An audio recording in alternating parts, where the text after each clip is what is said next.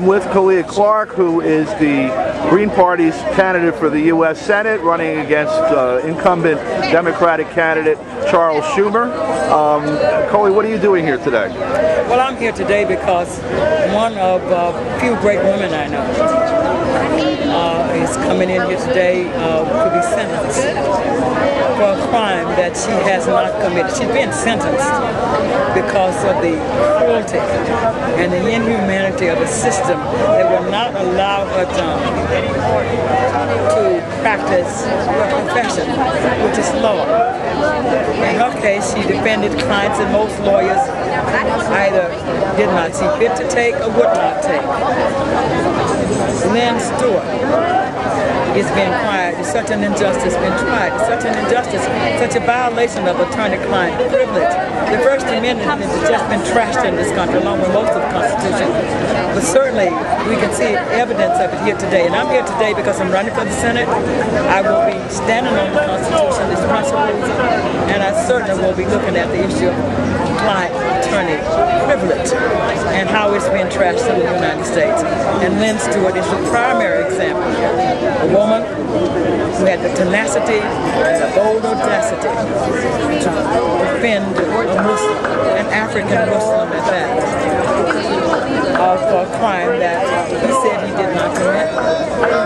And in either case, it's her job as the attorney to give him the best defense possible. What hurts my heart is that it's also the job of the judge in the court to make sure that the attorney-client privilege is not only protected, but that the client is given every possible chance to show the world, to prove before the court that the client is not guilty of the crime. There is supposedly a presumption of innocence in the United States that dates back to the Old English law, back to before the Magna Carta. This is an unusual situation now, the condition that exists in the United States? Well, it's not only unusual, this presumption of innocence. The United States has millions of people behind bars, and the numbers are not decreasing, they're increasing. Many of them for trivialities, like Lynne, some minor infraction at best, but an infraction on behalf of her client. So to presume that automatically a person based on their religion, based on their ethnicity or racial background is guilty is common in the United States. I spoke with a young man yesterday from Hempstead who spent 3 years in jail for a crime he says he did not commit. But his court-appointed attorney told him it is not wise to tell the judge that you're innocent. If you do, you'll get more time. So say you're guilty, plea bargain, take the 3 years, and the young man did. And he's very bitter, been very hurt by it, and has very little faith in the system. We can't have that. We have to understand that attorneys are in fact national defense issues in the sense that they are the one area where people have confidence that I can come into the court, that I can stand before the judge, but I will have somebody here with me who will advise me, who will walk me through this, who will hold my hand, who will see after my family and my affairs. That's what people need to believe. But if we've come to a time in the United States history when people have no faith that the attorney won't be thrown in jail with them on a minor infraction. And it's time that we as the people of the United States revisit Thomas Jefferson, and I think we need to do that. You know, the very nature of the attorney-client relationship is at the core of this case. And the membership in just the New York City Bar Association alone numbers in the thousands, in the State Bar Association in the tens of thousands, and in the American Bar Association much larger. Yet, so far the crowd that's assembled here is 200-300 people, most of them not lawyers. What does it say about the fact that attorneys having the nature of their profession changed around this case are not here? Well, I think we need to look at terror. Attorneys, like all of us, have to support their families. And if Lynne Stewart can be thrown in jail, why not them?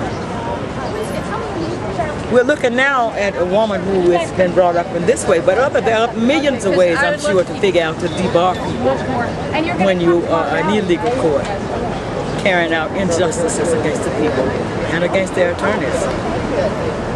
So here I stand. I stand here to let Lynne know that when I'm present, but to let America know that I will always be present on behalf of those who are the underdogs, those who for no reason are being abused and mistreated. And I will also stand for those who have cause, who have been committed crimes, but they also must be tried before the court fairly and justly, and there should be no presumption of anything. They must be tried fairly and justly, and we must defend the right to be heard. We must defend the 14th Amendment due process and equal protection of the law. That's our job. That's the job of everyone. But as a person who is interested in the Senate, that is for me a primary job, to make sure that the Constitution is not folded, dropped in water, and tossed in the toilet. Also, because I'm here for a woman, there's another great woman in Georgia who I know is fighting everything she had, everything within her, Cynthia McKinney. Was tossed out of the Congress. Also abused and mistreated. And I understand that her father is very ill and is on perhaps the last leg of his journey in this life. So here again is a sister who needs our support. Women are important to me. I am a woman.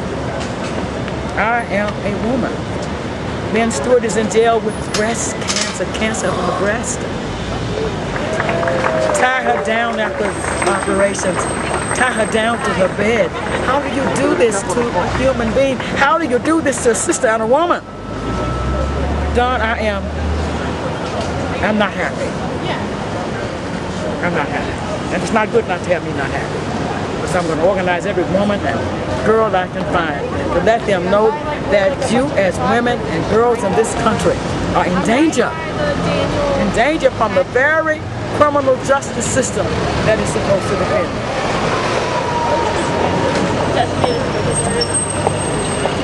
Thank you. Thank you. Colia, thank you.